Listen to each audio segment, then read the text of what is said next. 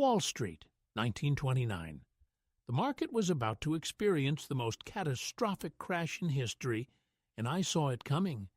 While others were caught in the euphoria of endless profits, I positioned myself to profit from their inevitable downfall. I made $100 million, equivalent to about $1.5 billion today, by shorting the market when everyone else was buying. In the next 40 minutes, I'll reveal exactly how I identified the warning signs that a crash was imminent and the precise strategies I used to profit when the financial world collapsed around me. This single principle, learning to profit from market downturns, can be the difference between financial ruin and extraordinary wealth during economic chaos. It's not about luck. It's about understanding market psychology and recognizing the patterns that repeat throughout history. I am Jesse Livermore, once known as the Boy Plunger and the Great Bear of Wall Street. I started with nothing, trading stocks at bucket shops with borrowed money at age 14, and became one of the greatest traders in history. I've made and lost several fortunes, but my greatest triumph came when I correctly anticipated the 1929 crash. The signs were everywhere for those who knew where to look. I noticed the dangerous divergence between stock prices and economic fundamentals. I saw the rampant speculation, the dangerous margin levels, and the unsustainable euphoria. The market was a house of cards waiting to collapse. What I'm about to teach you isn't theoretical. It's the culmination of decades of experience in the trenches of Wall Street. I've battled market manipulators, weathered panics, and exploited bull markets. I've learned my lessons through millions in profits and painful losses. When Black Thursday hit on October 24th, 1929, followed by Black Monday and Black Tuesday, the market lost over 25% of its value in just 4 days. Billions evaporated. Lives were destroyed, but I was prepared. I had been building my short positions methodically for months. While bankers were jumping from windows and investors watched their life savings disappear, I was executing the final stages of a plan I had developed through years of studying market behavior. I wasn't celebrating others' misfortune. I was simply reading the market correctly when others refused to see reality. The strategies I'll share with you today aren't just about profiting from disaster. They're about understanding market reality versus market fantasy. They're about recognizing when to step aside from the herd and when to position yourself against it. Most importantly, they're about surviving when others don't. Let me show you exactly how I did it and how you can apply these same principles to navigate any market condition. I started my trading journey at just 14 years old, working as a quotation board boy at Payne Weber's Boston brokerage office. Those early days shaped everything that followed. I earned $5 a week posting stock and commodity prices, but what I really gained was priceless. I developed an uncanny ability to memorize price patterns and movements. The numbers spoke to me in ways they didn't to others. By 15, I made my first trade with $5 in savings at a bucket shop, a gambling parlor disguised as a brokerage. I turned that $5 into $15 in a single afternoon trading cotton. That feeling, watching my capital triple, it hooked me for life. Within months, I'd amassed over $1,000, which was significant money in the 1890s. My success became problematic. The bucket shops began to recognize me and refused my business. I was too good at reading the tape. So I grew a beard, changed my clothes, and moved between different bucket shops across Boston. I had to disguise myself just to place trades. By 20, I'd accumulated over $10,000, equivalent to about $300,000 today. I moved to New York in 1899 to trade on the legitimate exchanges, believing my bucket shop strategies would transfer seamlessly. I was wrong. The real market humbled me quickly. I lost everything within 6 months. This taught me my first brutal lesson. Real markets don't behave like bucket shops. The price patterns were similar, but the execution and liquidity were entirely different. This cycle defined my early career: spectacular success followed by devastating failure. I made and lost several fortunes before I was 30. In 1907, during the market panic, I made $1 million in a single day shorting the market. Then $3 million more as stocks continued to collapse. I earned the nickname the Boy Plunger for my aggressive trading style and willingness to risk everything on a conviction. My approach wasn't gambling, though. It was methodical. I developed rules that I lived by. Never take a large position without testing the market first with smaller trades. Add to winning positions, not losing ones. Let profits run and cut losses quickly.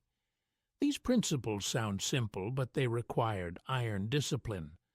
The market taught me harsh lessons through repeated failures.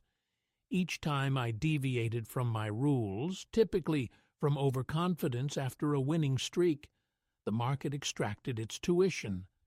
I lost my fortune completely 4 times throughout my career. Each collapse forced me to refine my methods, creating the trading system I eventually perfected. Patience isn't just a virtue in trading, it's the foundation of survival. I learned this lesson the hard way in 1906, right before the San Francisco earthquake rattled the markets. I was positioned correctly for a market decline, but I jumped the gun and closed my positions too early, walking away with a mere fraction of what I could have earned had I simply waited. The market rewards those who can sit still when everyone else is scrambling. I developed what I call my patience principle after losing millions by being right about direction but wrong about timing. The principle is simple. Once you've identified the right trade, the hardest work is doing nothing. When I first started trading, I'd get anxious watching my positions. Every tick against me felt like a personal attack. Every favorable move tempted me to take quick profits. This emotional reactivity cost me more money than bad analysis ever did. The market doesn't reward activity. It rewards correctness and patience. In 1907, during the banking panic, I watched as other traders frantically bought and sold, chasing rumors and headlines. I positioned myself for the crash and then did the hardest thing: nothing. I waited for days. While others second-guessed themselves, I sat on my hands. That patience turned $10,000 into $1 million in a matter of months. Look for these signs that you need to apply the patience principle. First, when you feel an urgent need to act based on news everyone else has. Second, when you find yourself checking prices constantly. Third, when you're tempted to take small profits instead of letting winners run. I developed a specific technique to enforce patience. I would physically remove myself from price information. In your era, this means turning off your trading screen and setting alerts only at your predetermined exit points. No intraday checking. The mathematical reality is stark. Most trading activity is wasted motion. I found that 90% of my profits came from just 10% of my trades. The key was identifying those rare, perfect setups and then having the discipline to ride them to completion. My rule became, never take a position unless you're willing to hold it through temporary adversity. And once in a position, the default action is inaction until your predetermined exit point is reached. This isn't passive, it's disciplined restraint. The patience principle transformed my trading. It will transform yours too, if you have the courage to do nothing when nothing is required. The second sign of a legendary trader is the loss acceptance paradigm. I learned this through blood and tears in 1908 when I lost $1 million, equivalent to over $30 million today, in a single cotton trade. This wasn't just a financial loss. It was a psychological crucible that forged my future success. I had been riding a successful streak, growing overconfident in my abilities. The cotton market was showing signs of weakness, but I convinced myself I knew better than the market. I fought the tape, ignored my own trading rules, and doubled down on a losing position. The result? Complete devastation of my capital. What separates legendary traders from the forgotten isn't avoiding losses, it's how we respond to them. After my cotton disaster, I didn't blame the market or other traders. I sat alone in my hotel room and wrote in my journal, "Jesse Livermore is his own worst enemy." This moment of brutal self-honesty changed everything. The loss acceptance paradigm requires 3 elements I developed after this failure. First, immediate recognition. I now acknowledge losses the moment they appear, not after they've grown monstrous. Second, emotional detachment. I view losses as tuition paid to the market for education, not personal failures. Third, systematic analysis. I dissect every loss for the lesson it contains. When I returned to trading after my cotton debacle, I implemented a strict loss protocol. I predetermined my exit points before entering any position.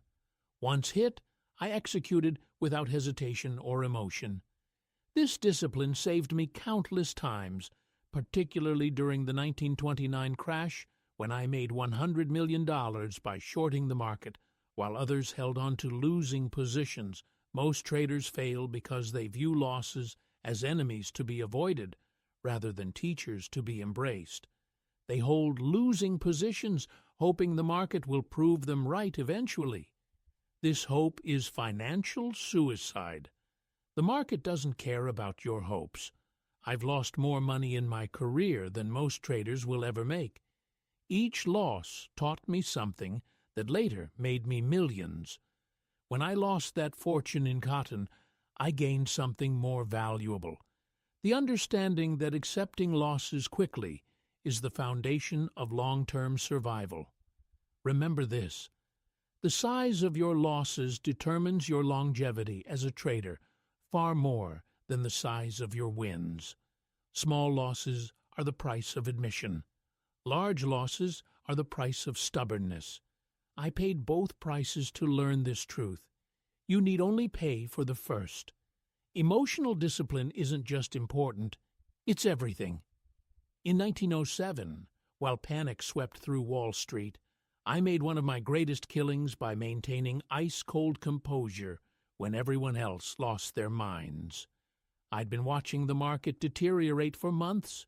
The signs were there: credit tightening, banking instability, and overextended speculators. By October, I was heavily short the market, positioned perfectly for what was coming. When the Knickerbocker Trust Company collapsed on October 22nd, pure terror hit the floor of the New York Stock Exchange. I stood in my broker's office, watching grown men weep as their fortunes evaporated. The Dow would ultimately plunge nearly 50% from its peak. Here's what separated me from the herd. While others panicked, I executed my plan with surgical precision. I had predetermined my entry points, position sizes, and exit strategies. There was no guesswork, no emotional decision-making, just disciplined execution of a strategy I'd developed through years of painful lessons. I didn't celebrate as stocks crashed. I simply watched my indicators and followed my rules. When the market showed signs of stabilizing after J.P. Morgan organized a banking consortium to inject liquidity, I began covering my shorts methodically.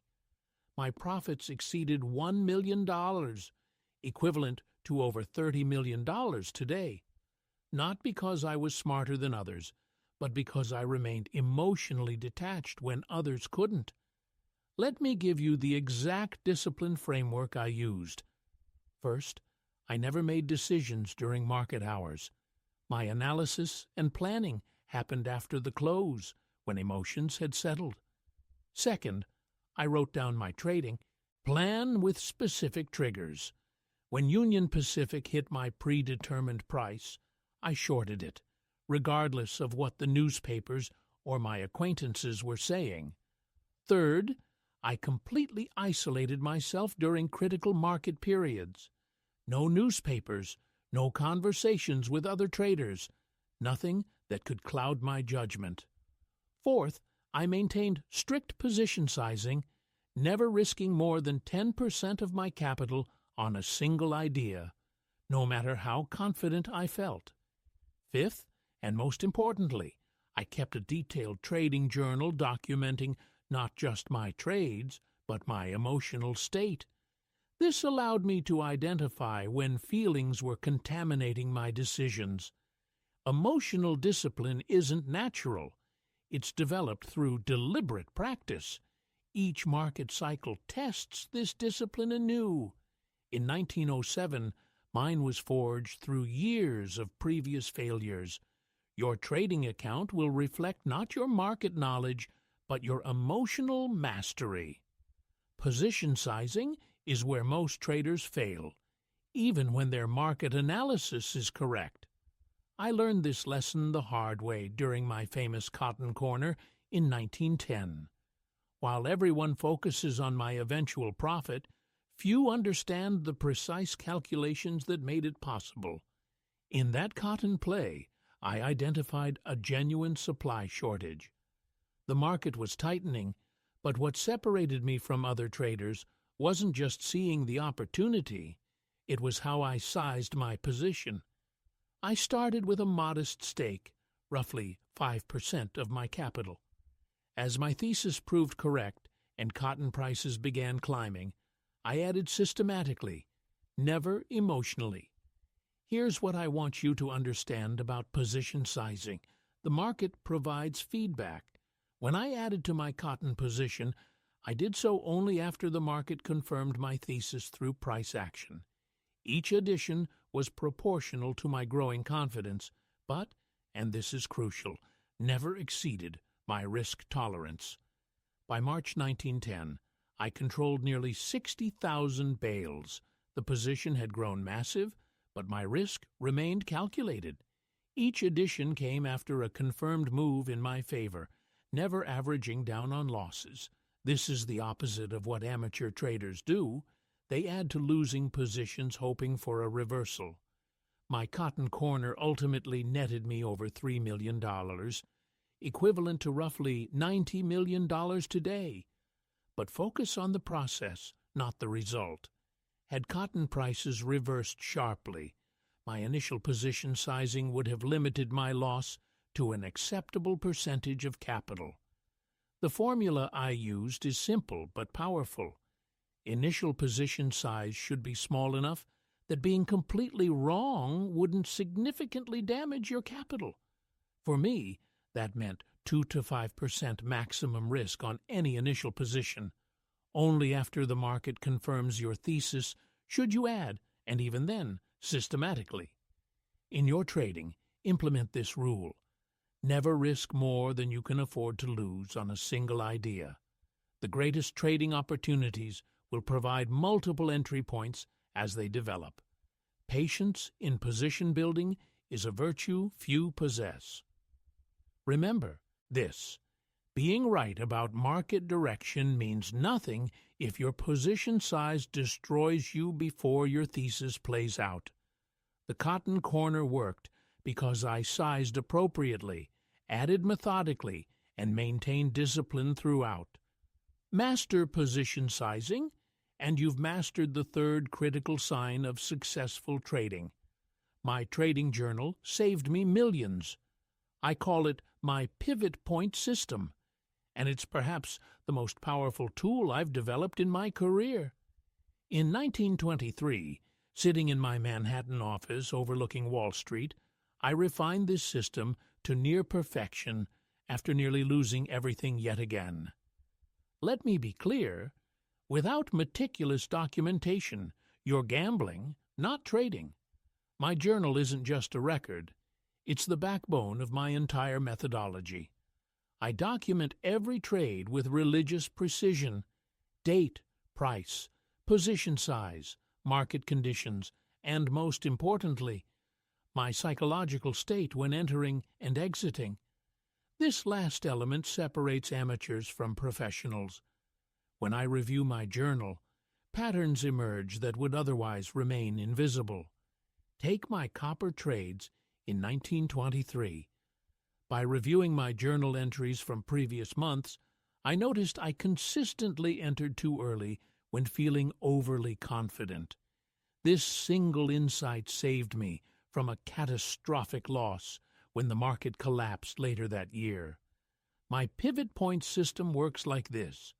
I identify key price levels where the market has historically reversed or accelerated. These become my pivot points, the framework for my entire trading strategy. When price approaches these levels, I become hyper-vigilant, looking for confirmation before acting. But here's the secret most miss. I document not just the technical aspects, but my emotional reactions at each pivot. Did I hesitate when I should have acted? Did I chase when I should have waited? This emotional mapping is worth its weight in gold. I've developed a specific format, each page divided into quadrants: technical analysis, fundamental factors, psychological state, and post-trade review. This structure forces me to confront my weaknesses honestly. When I lost $100,000 on a cotton trade, my journal revealed I'd ignored 3 of my own rules due to overconfidence. Your journal must become sacred. I write in mine daily, even when not trading. Market observations, patterns, mistakes, everything goes in. Review it weekly, monthly, and quarterly. Look for patterns in your behavior, not just market movements. Most importantly, be brutally honest. A journal filled with excuses is worse than no journal at all. I write as if my greatest enemy will read it, forcing complete transparency with myself. Remember this: the market will teach you everything you need to know about yourself if you're willing to document and study the lessons. My pivot point journal system isn't just about recording trades. It's about recording your evolution as a trader. Sign number 5, the winning paradox. My final lesson. I discovered this truth in the darkest hours of my career, and it may be the most valuable insight I can leave you with. The winning paradox is this: to succeed in trading, you must simultaneously care deeply about your process while remaining completely detached from the outcome of any single trade. In my suite at the Sherry Netherland Hotel in 1940, I reflected on the greatest irony of my career. When I cared too much about being right on individual trades, I lost fortunes. When I focused solely on my system and accepted losses as information, I built empires. Let me be clear about this paradox.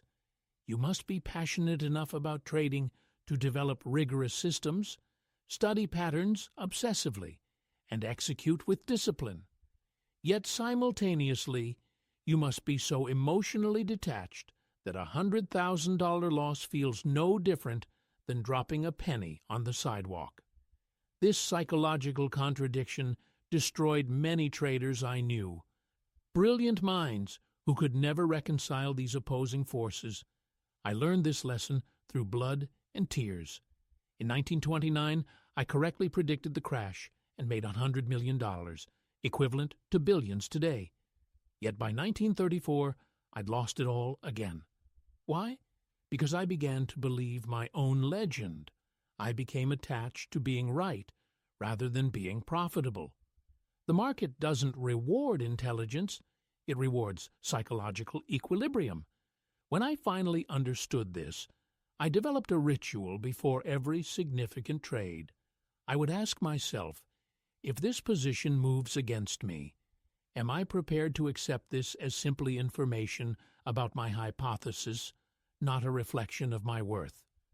Trading is the only profession where being right 40% of the time can make you a fortune, if you manage the paradox correctly.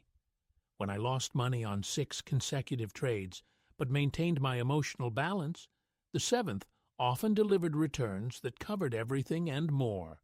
The winners in this game aren't those with the highest IQs or the fastest computers.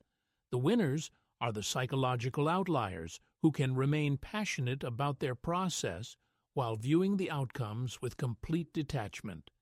In your trading journey, develop this capacity for passionate detachment. Care deeply about your system, your edge, your risk management, but never about being right on any individual trade. This paradox, once mastered, is the final key that unlocks consistent profitability. I paid millions to learn this lesson. You're getting it for free. Use it wisely. The third sign that a market crash is imminent, and one that I've used repeatedly to preserve my capital, is emotional detachment from the crowd. In 1907, while Wall Street was still celebrating record highs, I felt something different in my gut. I wasn't caught up in the euphoria. When everyone around me was buying, I felt a strange calm urging me to sell. This emotional detachment isn't just a feeling. It's a survival mechanism I've developed over decades of trading. During the panic of 1907, I watched as normally rational men became increasingly desperate to justify their bullish positions. They'd say things like, "This time is different," or "The market has reached a permanent plateau." I heard the same desperate justifications in 1929 and many times since. I've learned to recognize when I'm the only one in the room who isn't swept up in collective emotion. When J.P. Morgan was desperately trying to organize bankers to stop the 1907 crash, I had already taken my short positions. While others panicked as their fortunes evaporated, I remained calm, executing my plan with mechanical precision. My detachment comes from understanding market psychology better than most. Markets don't move on fundamentals alone. They move on fear and greed. When everyone becomes uniformly greedy, I become fearful. When everyone becomes fearful, I become greedy. This contrarian mindset requires emotional discipline few possess. The key indicator I watch for is when financial news becomes mainstream conversation. In 1907, when shoe shiners and restaurant waiters started offering stock tips, I knew the end was near. The same happened before the 1929 crash. When markets dominate dinner conversations, smart money quietly exits. I've trained myself to feel comfortable being alone in my market positions. The crowd is usually right during trends, but catastrophically wrong at turning points. That's when I make my biggest profits, by positioning against unanimous sentiment. Developing this detachment requires practice. Start by documenting market sentiment. Track what financial television is saying, what your colleagues believe, what retail investors are doing. When consensus reaches extreme levels, prepare to position against it. Remember, emotional detachment doesn't mean ignoring your intuition, quite the opposite. It means tuning out external noise to hear your own market intuition more clearly. My biggest trades, the ones that made my fortune, all came when I trusted my analysis over popular opinion. When you feel yourself getting swept up in market euphoria or panic, step back. The ability to remain emotionally detached when others lose their heads is what separates legendary traders from the forgotten masses. Position sizing. This is where fortunes are truly made and lost. By 1915, I'd learned this lesson the hard way, through multiple cycles of making and losing millions. Let me be crystal clear. Your entry point means nothing if your position size is wrong, nothing. During my Boston and New York trading years, from 1915 to 1923, I refined my position sizing formula to mathematical precision. I never risked more than 10% of my capital on a single trade, but the real mastery came in how I scaled positions based on market confirmation. When I identified a potential move in steel or wheat futures, I'd start with a modest position, what I called my exploratory line. If the market confirmed my thesis by moving in my direction, I'd add to the position. If it moved against me, I'd exit immediately. No exceptions. This scaling approach protected me during the 1917 market panic. While others went all in on their convictions and were destroyed, I entered with small positions, tested the market's reaction, then built my positions as confirmation appeared. When the Dow dropped 40% that year, I walked away with $3 million in profits. My mathematical approach was simple. For every point of confirmed movement in my direction, I'd add a predetermined percentage to my position. For every signal of weakness, I'd reduce accordingly. The market itself told me when to get aggressive. During the 1919-1920 post-war boom and subsequent crash, this methodology allowed me to capture the upside while limiting downside exposure. I remember shorting wheat in 1920 with this precise formula, starting small, then pyramiding my position as each price level broke. That single trade netted me over $1 million because of proper position sizing, not entry timing. Most traders get this backwards. They obsess over entry points, but then bet random amounts based on emotion. Pure lunacy. Your position size should reflect both your conviction and the market's confirmation, never one without the other. I developed a specific formula. Initial position at 2% of capital, scaling to maximum 10% as confirmation appeared. Each addition required the market to move favorably by at least one average daily range. This mathematical approach removed emotion from the equation. Remember this: the size of your position determines the size of your profit or loss far more than your entry point.